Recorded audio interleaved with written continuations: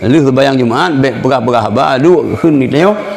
Ya Ghaniyu ya Hamid ya Mubdi'u ya Mu'in. Ya Rahimu ya Wadud aghnini bihalalikan haramik wa bi ta'atikan maksiatika wa bi fadlika man siwak.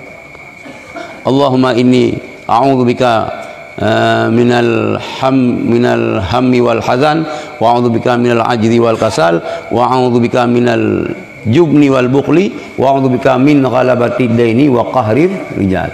80 ke apa? Hana je berah bang. Lu Jumaat duduk dalam masjid khun ada. Nyan ke berah kaya gitu. Gelah hutang-hutang.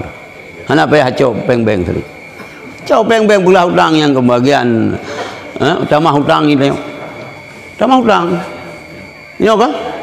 Sebab bak banknya kan payah tatamenyan bak na tu bak tu bungong tu pucuk lam tu cabung. Apa tu kan buat.